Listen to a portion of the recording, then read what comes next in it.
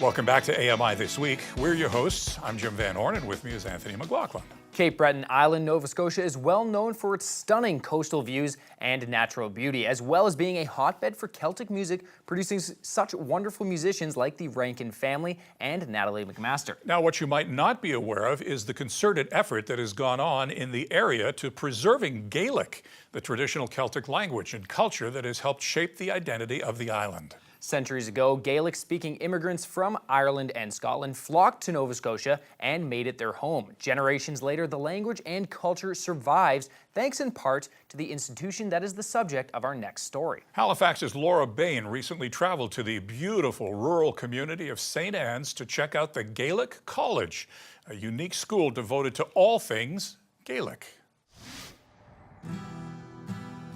Just off the world-famous Cabot Trail, nestled among the hills in the heart of the Cape Breton Highlands, I find the Gaelic College.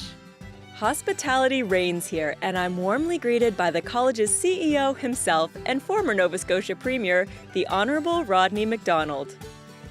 Hi Rodney, nice to meet you. Hi, how are you?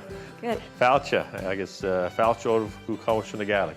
All right, what does that mean? Well, it means to everyone, welcome to the Gaelic College.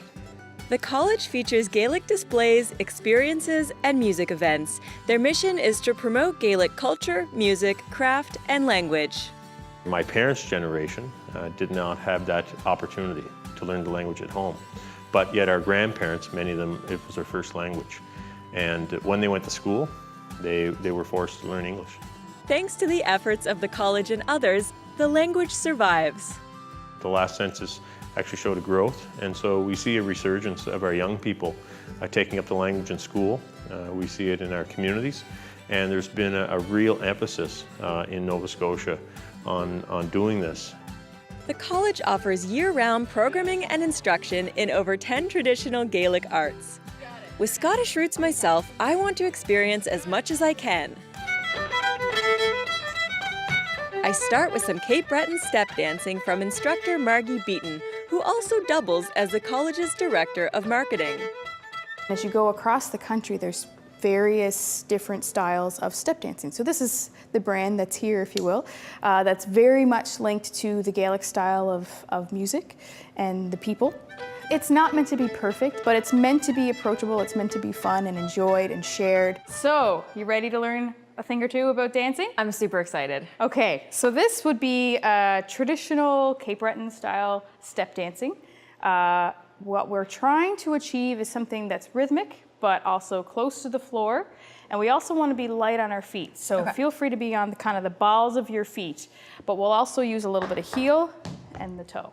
Making that nice sound. Yeah, rhythm is a big part. So we'll try something in the reel, so that's the faster tempo. We're gonna start on our left foot with a tap, and then we're gonna shuffle with our right, little heel out and a toe back. That's a shuffle. So tap with the left foot with the whole foot. That's right. And then a heel out, and then toe back. Yeah, and that's gonna end up being pretty fast, and that makes a shuffle type of thing. We're not done yet, so we're gonna do a tap, heel, toe. We're gonna come back and hop on our left, and then a tap, tap on our right. Oh dear. That's one step right there. And then we repeat it on the other foot. Let's try putting it together. Okay. Fiddle player Kyle McDonald fires up a tune, and with Margie by my side, I give it a try. Step, shuffle, hop, tap, tap. Step, shuffle, hop, tap, tap. Woo! Tap, tap, shuffle, tap, tap, shuffle, tap, tap. Good job. Really good. Oh goodness, I don't think I'm ready for any Kayleys yet.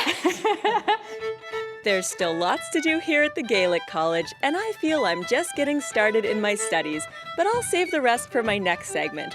Until then, here's a sneak peek, an unusual Gaelic music tradition that involves a blanket and table thumping to keep time.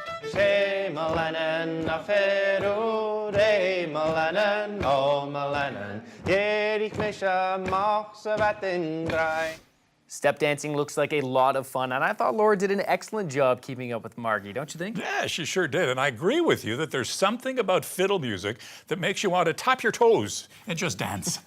And what a unique place, as Laura noted in her story. There's much more to do and learn at the Gaelic College. We'll have part 2 of her story next week. Fans of Gaelic or Nova Scotian culture won't want to miss it. I know I certainly won't.